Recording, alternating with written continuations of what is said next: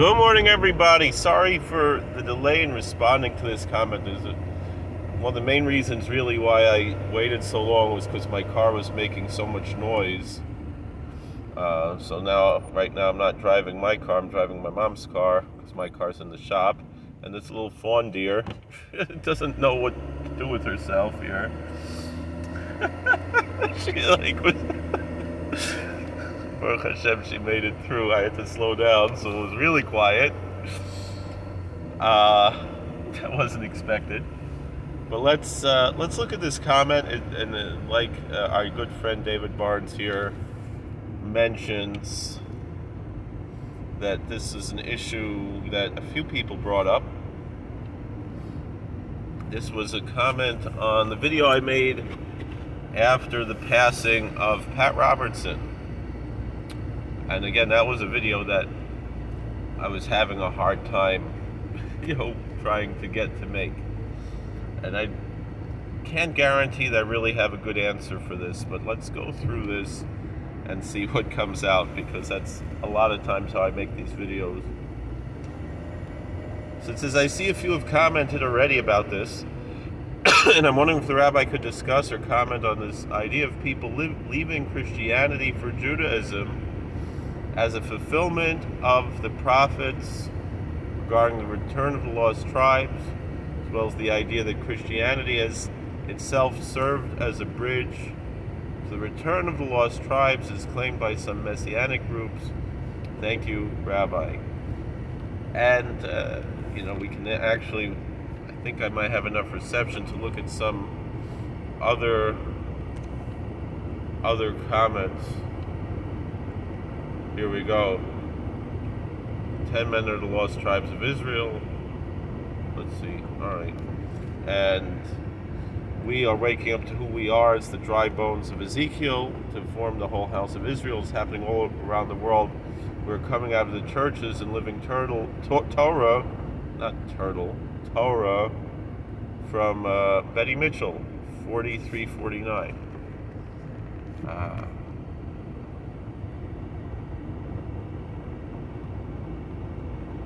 So, I guess that's one of the things David was maybe talking about there, and many others. So, and I think there might have been one about the vision of the sticks. Let's see this one. I left the church years ago, having been brought up a devout evangelical Baptist and a preacher's kid. Double whammy, lol. It's very isolating on so many levels. And still, I too was heartbroken, sad, not so much that he passed. 93 years old. What a blessing, right? But more so, although I no longer subscribe to Christianity, this is All Things Real Estate 3454. I also felt that man was used by Hashem to bring good on a great level into this hurting, broken world. Operation Blessing, Regents University, which provides lawyers to defend our God-given rights, etc. He was just a man, but a humble man who stood for righteousness when in so many cases absolutely courageous to do today with the reverb of anti-God sweeping our nation and world. He was more of a beacon of light than darkness or deception. Yes, he loves the Jewish people. That's very true. Your video is a breath of fresh air. Thank you for sharing your insight and bringing to light what the Torah truth is as well, Baruch Hashem. So, and the high fives there that some people think are hands in prayer. All right, we lost reception here, so won't be able to say much more. Although I see this one guy felt that it was appropriate to write Free Palestine on a Noam Melech video. I'd like to know where to get some, because we Jews like everything for free. I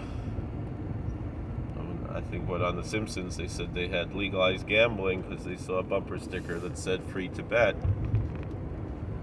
All right. So I'd like to really, I guess this really didn't get so much into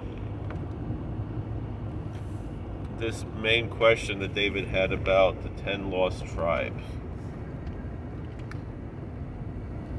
I'll just say, again, I'm not representing anybody else but myself. I might be quoting other people and I could be quoting them wrong, but I'm supposed to say Davar Shem Omro. You're supposed to quote people. Maybe Geula Olam brings redemption to the world. And I should probably speak up a little nonetheless, even though this car isn't so noisy. All cars are noisy, especially if I'm driving on a bridge across the Delaware River that has a grooved road, and then once you get into Pennsylvania, the roads tend to be a little bit noisier than the roads in New York.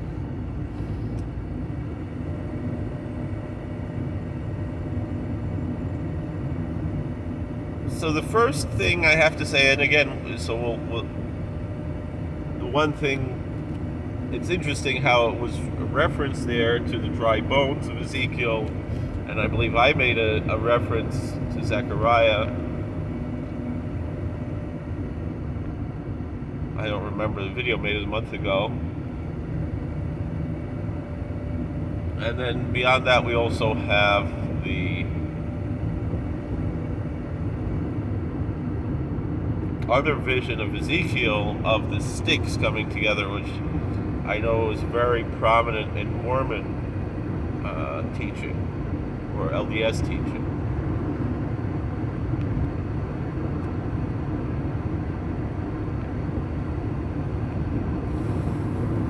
So, just thinking a little bit about what I want to respond here. First things first, I think this whole idea that perhaps, what's a lot of things are going on today are connected to the 10 lost tribes are related to, really, I believe they come out of late 19th century or throughout the 20th century. There are two, I don't know, I wouldn't call them theologies, rather I'd probably call them ideologies, religious ideologies, that I would consider somewhat racially motivated. One is called British Israelitism, and the other is the Hebrew Israelitism, the black Hebrew Israelitism. Both of these make claims of being the 10 lost tribes. Although the black Hebrew Israelites generally will say they're all the tribes, they're not just the lost tribes, they're all the tribes. And the British Israelites will generally say that the English-speaking peoples are, I'll go back to the black Hebrew Israelites, they'll have a list of different groups that they will claim are the various tribes of Israel, including Native Americans. And if I recall properly, there's one particular tribe, I think the Cherokee, that they have a particular, I could be wrong, like there's one, meaning that all the Native American tribes, the hundreds and hundreds of tribes, are all from one particular Israelite tribe, and then again, I think it was the Cherokee, was another tribe, and then they'll maybe sometimes say the Puerto Ricans are another tribe, and the Africans are another tribe, and they don't really bring any proof for this. They might bring some very, loose, evidence from some Bible verses, the way they interpret it. And the same thing, the British Israelites, sometimes called the Armstrongists, will generally say that they are the tribe of Ephraim, or in English to say Ephraim.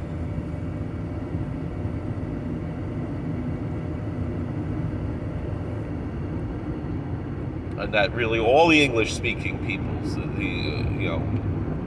Anglo-Saxon, or even all of America, whatever it is, are the tribe of Ephraim. In a similar vein, we mentioned the LDS Church. They have their own views about the 10 tribes. Again, claiming that the Native Americans are from the 10 tribes, but also that all members of their church, I assume it doesn't mean by blood, but rather by simply just some kind of a prophetic revelation. Members of the LDS Church, the Mormon, colloquially known as Mormons, will go to the oldest person in their town who's a member of their church and get a patriarchal blessing. And in the patriarchal blessing, this member of the church has a power, according to their beliefs, to discern, I'm not sure if it's prophetically or some other way, which tribe any individual is from. And it doesn't mean that, if someone gets told you're from this tribe, that automatically their children will be from the same tribe. I'm not exactly sure how that works, but that's the belief. One thing I have heard, though, is that if a Jew converts to Mormonism, and again, some people are uncomfortable with that term, that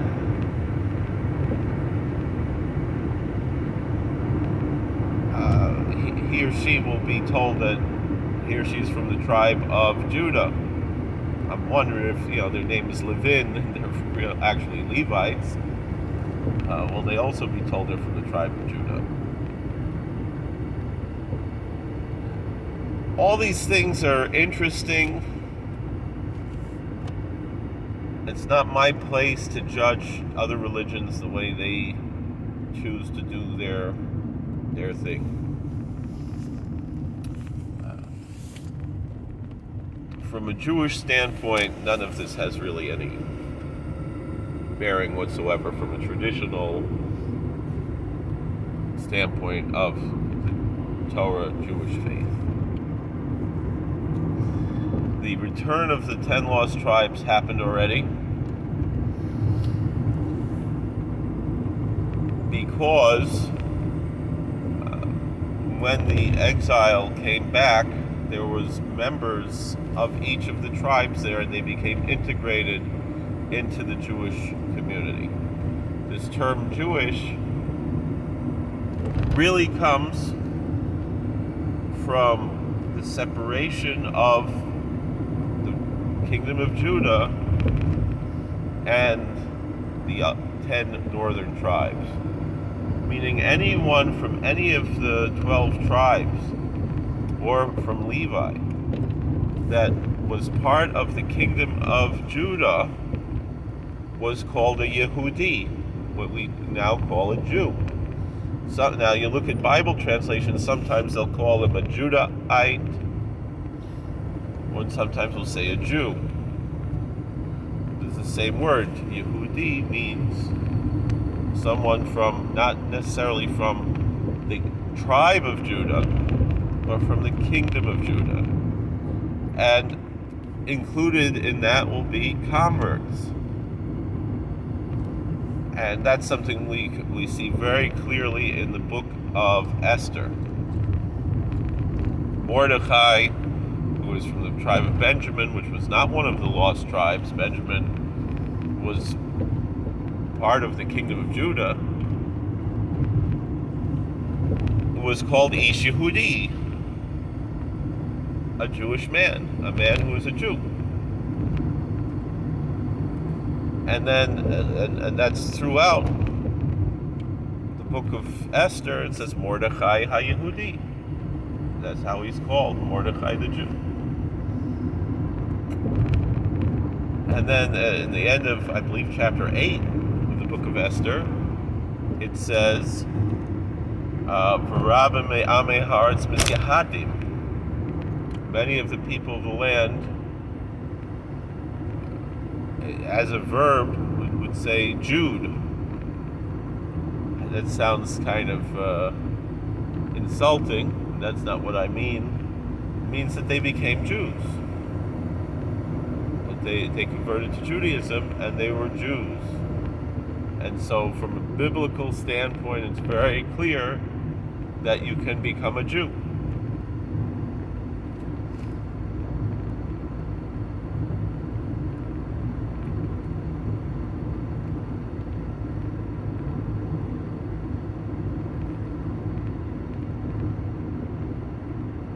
So,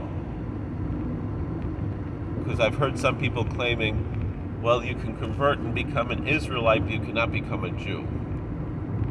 I've seen people claim that, and they usually tend to be like the Sola Scriptura type of people. And the thing is the way that Chazal express themselves, the way that the Talmud says is, Harei hu ki Yisrael l'chol davar. He is an Israelite, if he converts. But in the Bible, very interesting, and it's very rare for us to see the word Yehudi in the Talmud. It's not a common term to see the word Jew being used in the Talmud. But in the Bible, the word Yehudi is there. And like I said, that verse in Zechariah that I quoted, but also in the book of Esther, but also we find it in the book of Kings, Ezra, Nehemiah, Daniel in Aramaic, Yehudoi. So these are the terms that we have there.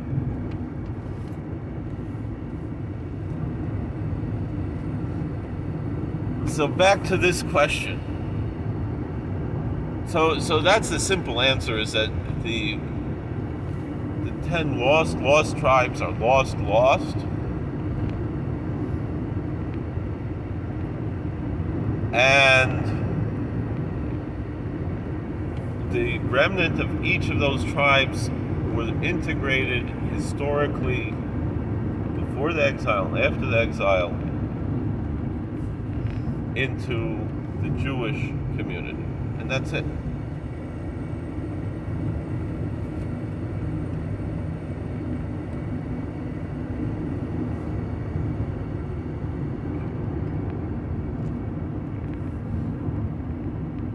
As far as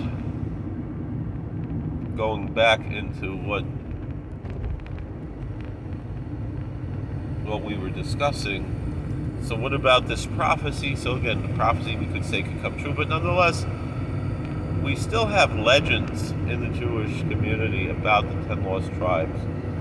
One of the most popular legends is that, and it's related to the Baal HaKdomos, was that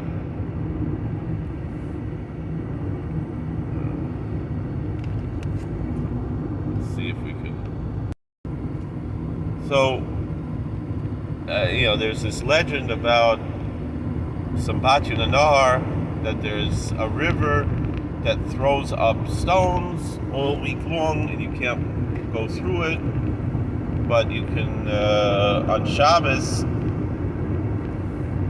it doesn't throw up the stones, so that means that nobody can cross this river, and on the other side of the river are the people from the 10 lost tribes. It's a legend. It's not something meant to be taken literally, even though it's used in some liturgical hymnals and things. Sambatyon Nahar, Shekol Yom Ratz V'Nimhar, Hayechiach B'Manoyach.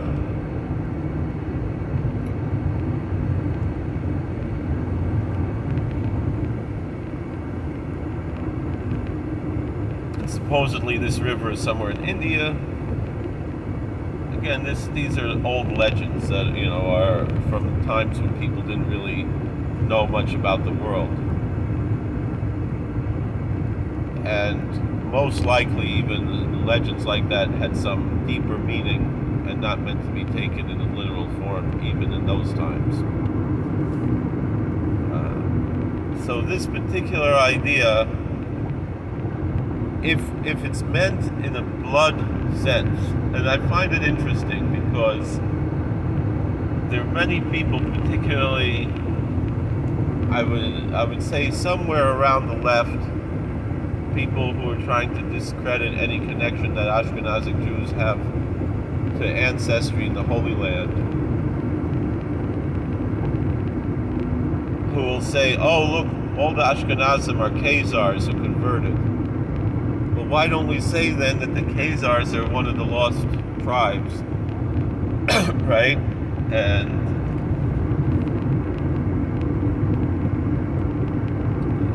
so therefore, the same thing we're saying nowadays, people are converting because they had some ancestry to the 10 lost tribes. So the same thing is here. And you don't necessarily have to be the 10 lost tribes. A lot of people are converting because 500 years ago, during the expulsion from Spain and subsequently the Spanish Inquisition, they wound up somewhere in South America or something, and they were Jews who were post-exilic Jews. That's why they're converting. To me, all these things, this obsession with bloodlines and this and that, bloodlines only mean something to me if you're living up to it. Chazal tell us that Shmai and Naftalion, who themselves were Gerim,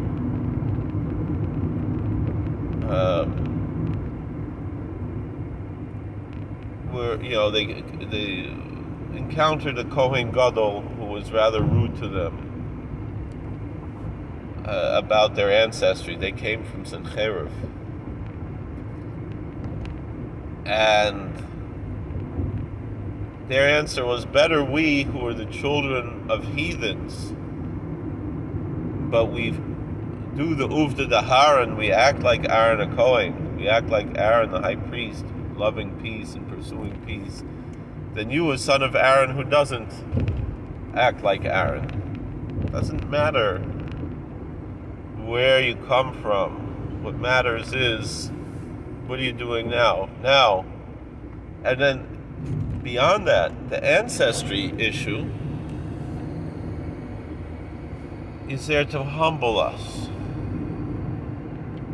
Because we have to say, when will our deeds reach the deeds of our ancestors? And so, if we had great and holy ancestors, and why is there a power, why do tzaddikim have a power to bless, and they'll bless in the merit of their ancestors? It's because it's a humbling, it humbles them to think, the Tata, the Zeta, the Elter Zeta is Gevena Zayagrois and Tzaddik, and who am I? That's the inyan of Yichus. It's not that it makes you better, it makes you more humble. That's the concept.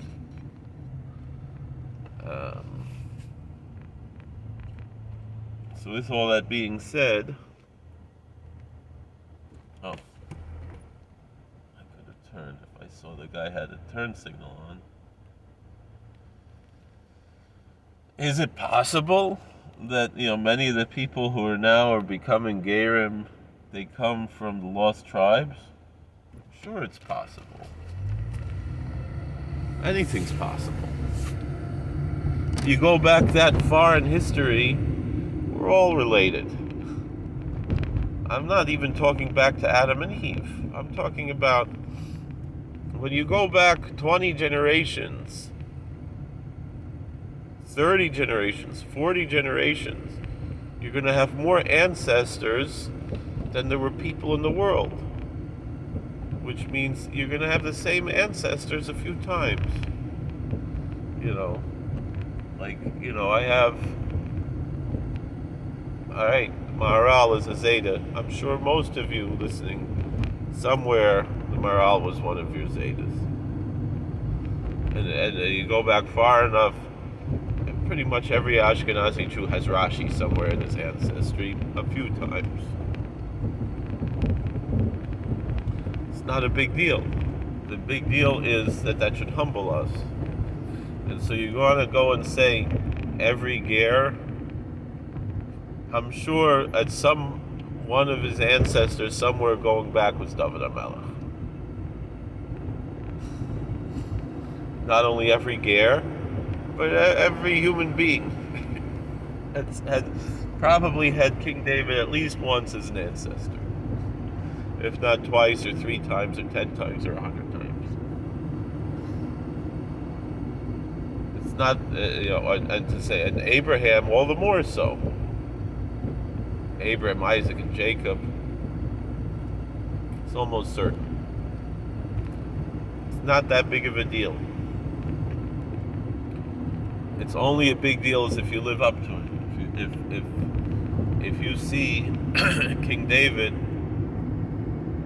you say, you see King Hezekiah, and you try to live up to them. That's when it's a big deal. And for that, it doesn't matter if he's your ancestor or not, really. Because you can be a son of Abraham as a Ger, and also a student of all these kings and prophets and so forth. It doesn't make you better than anybody else. It shouldn't be this obsession. It shouldn't matter. What should matter is, are you doing the Uvda Daharan? Are you living? Are you humble like King David? Are you a servant like King David? Are you a lover of God like King David? You say the Psalms and you mean them. That's what matters. Could it be true? Sure. Of course. But it only really matters if, you're having that connection. If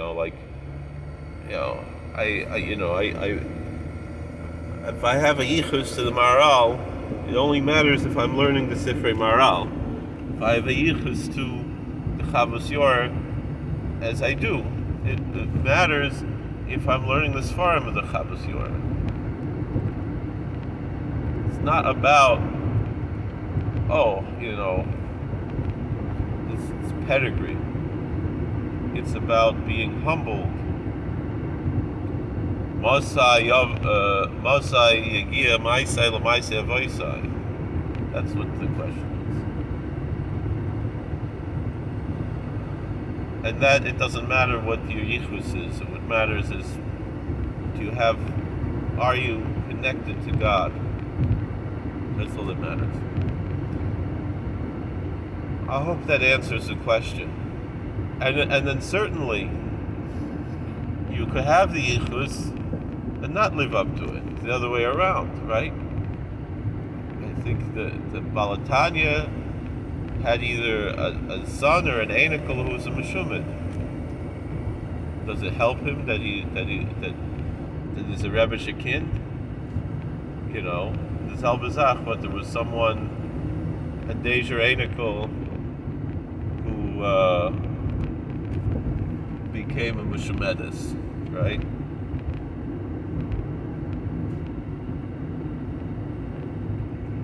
So she has something that she's a Deja Einikel. So that's the point that I want to bring out. And so, but of course, more the positive is more important to focus on. All right, I have learning to do. Thank you for watching. God bless. Please like, share, subscribe, comment. I'm sorry I didn't really answer the question. But my answer is it doesn't matter. What matters is, are you a mefitzich al Shulchan Aruch? Are you living? You following halacha? Do you believe in Yud Gimel Ikrim? You believe in the dogmas of our faith, and you try your best to live up to it, and you're a good person, and that's what matters. That's what matters. not all of these other things. All these other things are nice, and if you feel a connection you can feel with or without the actual bloodlines. So, alright. Thank you. Sorry that this was not the best video. Alright, we'll see you later.